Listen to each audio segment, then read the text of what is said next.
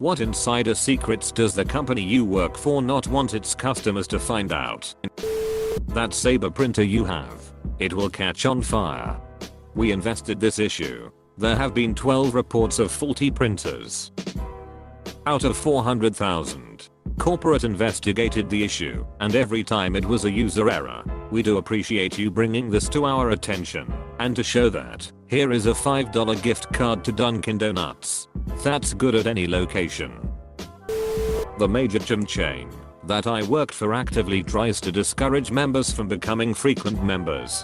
How do they do this? They would start by putting treadmills and elliptical out of order or preventative maintenance, and would keep them out of commission until attendance got to manageable levels, where the gym did not feel so crowded and thus easier to sell memberships, and getting out of membership was damn near impossible.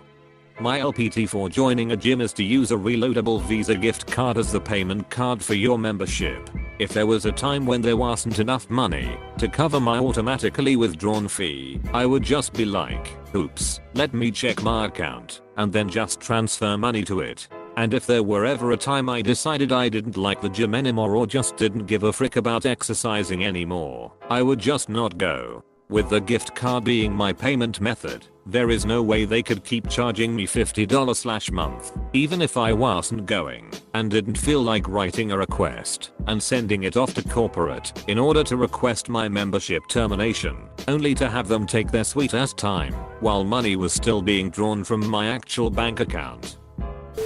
The USA famous brand MyPillow and its official pillow of the National Sleep Foundation means nothing, since the owner created the group. I used to work for IBM.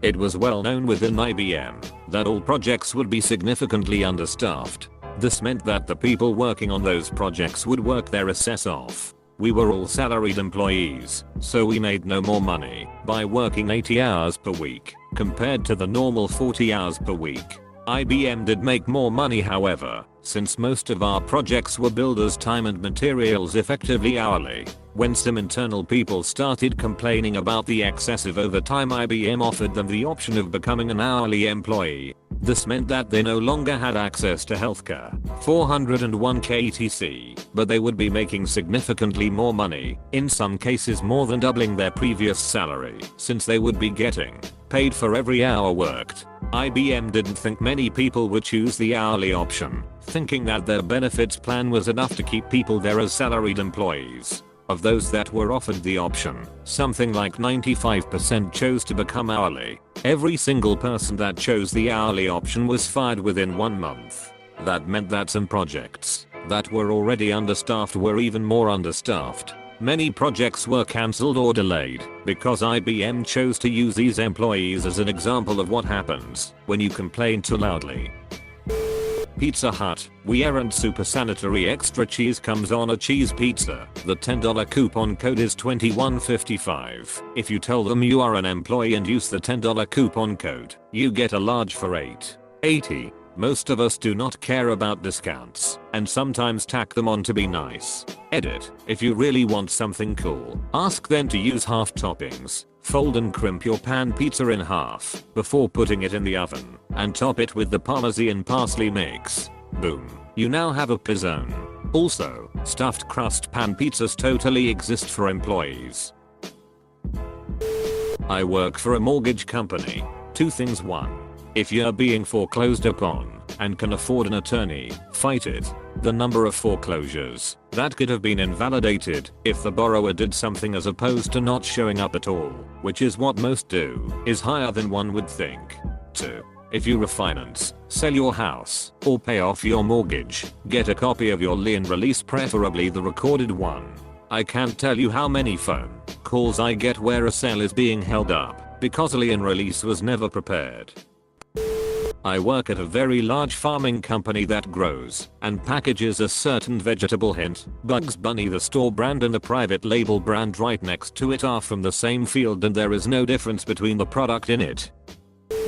I worked at Subway, which is franchised, so I doubt this is the same for every Subway you visit, but when the meat is defrosted to be used, we had like 3 days to sell it. After that we'd have to throw it away. The franchise owner and area manager would often intimidate staff into keeping the meat on sale for up to 7 days to cut costs. I reported them to corporate, of course. I worked as a delivery driver for a few pizza places, and while they check to make sure your car has insurance, personal insurance doesn't cover use of cars for business purposes. Essentially, unless drivers are carrying very expensive commercial insurance, they would have no coverage if in an accident. To add to this, one of the nationwide companies I worked for had a policy in place to combat this. If you're in an accident, policy was to remove your car topper and uniform and be off the clock. I worked for a home security company. 2 big secrets. 1. About 90% of the salesmen are lying voucher bags that will say anything to get you to sign up and then think they can hold a contract against you. But if you complain enough to the right people, the legal department will cancel your contract outright.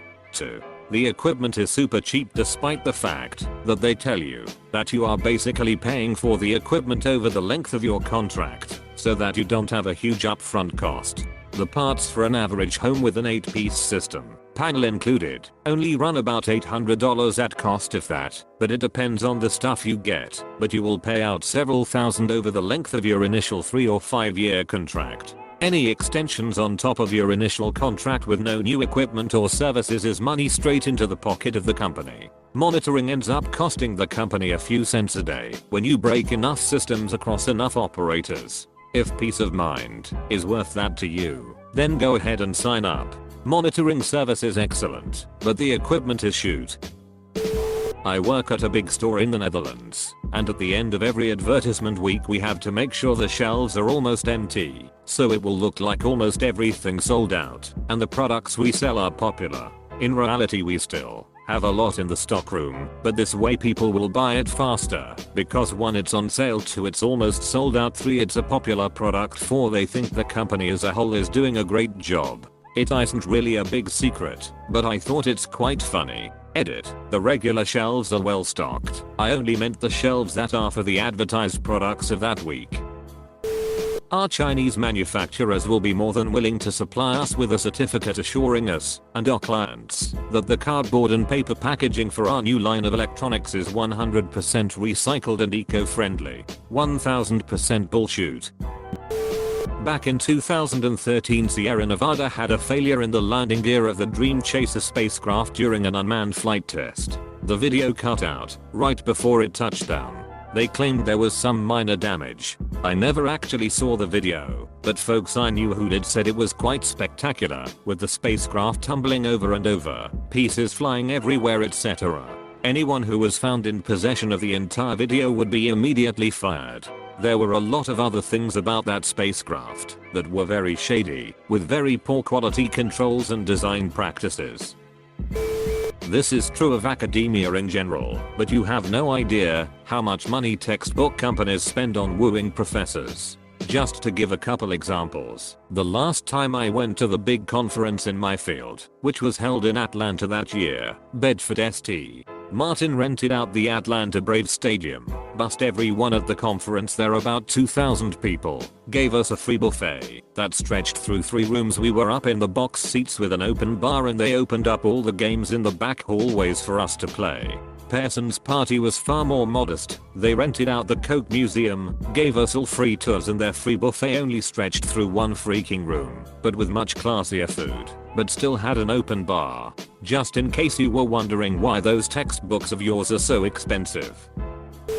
I worked at Best Buy warehouse. 1 tip: when buying a TV, make sure the staff and store open and check the screen first before you take it out of store, no matter the size of the TV. During busy season like Christmas, Boxing Day or Black Friday, we will drop a lot of products during shipping and packing, so yeah.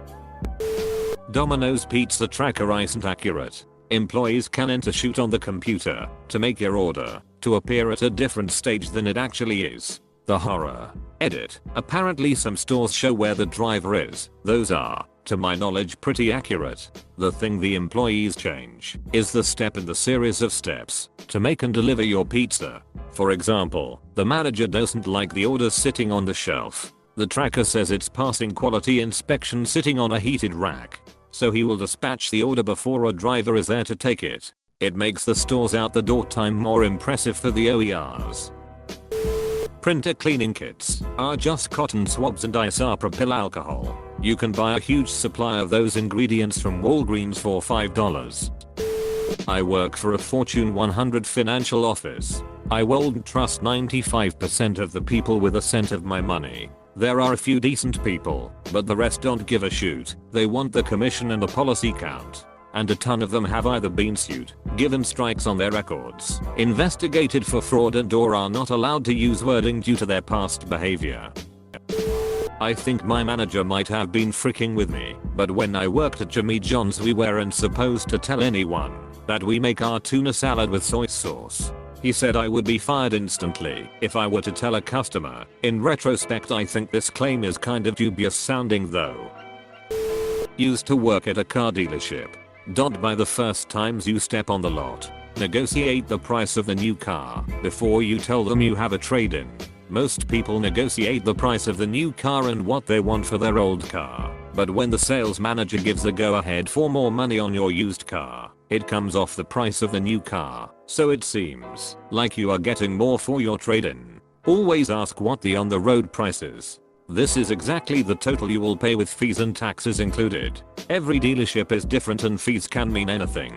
Our dealership had a sticker on a bunch of different parts of the vehicle, so if it was stolen you could trace it. Bullshit, and the fees were like an extra $400. The dealership wants you to buy their current inventory. If the vehicle there isn't exactly what you want, you have more room to negotiate the price, so they don't have to bring one in from somewhere else. If you're buying a used car, always ask how long it has been on the lot for. If it just got there, it is marked up a lot. Every couple of weeks my boss would drop the price by $1,000 until it's sold. The most profit salesmen make is in used cars. Remember this. The best time to buy a car is at 0% financing. Near Christmas time, as it is almost the end of the year or the end of the month, as they are trying to hit certain quotas. A lot of people are only concerned about having a low monthly payment. Put you in a brand new car for $150 a month. Sounds good, right? Not if it's over 8 years, as you will pay nearly twice as much total for the car in that time. The shorter the term, the better total cost of the car. I tell you not to get a Chinese power supply to your computer, but we sell Chinese power supplies. I'm so sorry. Anesthesiologist here. A large part of my job is to protect you from the surgeon who doesn't care about your 5 heart attacks, unstable angina, and the fact that you ate breakfast when instructed not to. If your case is cancelled or delayed, there is almost always a good reason. The surgeon will make it seem like it is an anesthesiologist's fault, but it is because they likely didn't care enough to ask about your medical history, didn't do the proper preoperative workup, or just don't care. Other than that, I have no secrets to report. Intraoperative awareness is exceedingly rare. 1:20,000. I won't let people make fun of you or talk inappropriately while you're under, and we take physician medication diversion / drug addiction extremely seriously. Thanks for the gold, kind stranger. The diamond you bought is not from the place it says it is from. It takes one phone call to get a Kimberly certificate, and the origin of the stone is never verified. The diamond industry is shady as frick. I'm a casino dealer in France, and like in every casino in France, the people above are not very keen on telling the customers that the tips that they give us don't actually go in our pockets. They're used to pay our salaries. And if the total amount of tips is above the total of all salaries in the month, which it never is, the difference is split between us. I've been working in the business for 10 years and there has been a single occasion where I gladly received €150 due to tips, and that was in the summer of 2006. In other words, if you leave me a tip at the table, it'll be paid exactly the same amount at the end of the month. Music industry here. If you ever want to get backstage of a show, buy a Motorola two-way radio with the remote speaker accessory. Wear all black. Walk past security with a pissed off look and yelling into your radio. 9 times out of 10 security won't say a word. Edit. Another secret. Backstage is not anywhere near as cool as you imagine it in your head. A whole lot of working, napping, working, laughing, sleeping. Worked injection molding almost my entire life. My uncle and father build / rebuild molds in a mold repair shop. Almost every mold that has a made in the USA texture somewhere in it will have it removed. A lot of companies do not want their parts saying, made in the USA. Their reasoning is, if you know it was made here, then you know there is someone to sue. If it's made in some shop in China, you're less likely to pursue legal action, whether bogus or justified. I work in market research and do quality and assurance. I essentially review all of the data our interviewers collect from respondents. Aside from that, I also edit the data, so it makes sense, because some people say wild things. I also recode responses and often replace open-ended responses with what I feel is appropriate. Surveys that were ended too soon due to the respondent hanging up, I go into those and complete them. I don't even call the respondent back, I literally put whatever I want. We do surveys for political issues like upcoming elections, customer satisfaction studies, and for colleges/universities. We even have a reoccurring study that collects data from people who were impacted from the BP oil spill. We recently picked up a job the ICE wants us to conduct too. It really opened my eyes to look at where data comes from and how honest that company is who collected and validated the data. Edit, a word.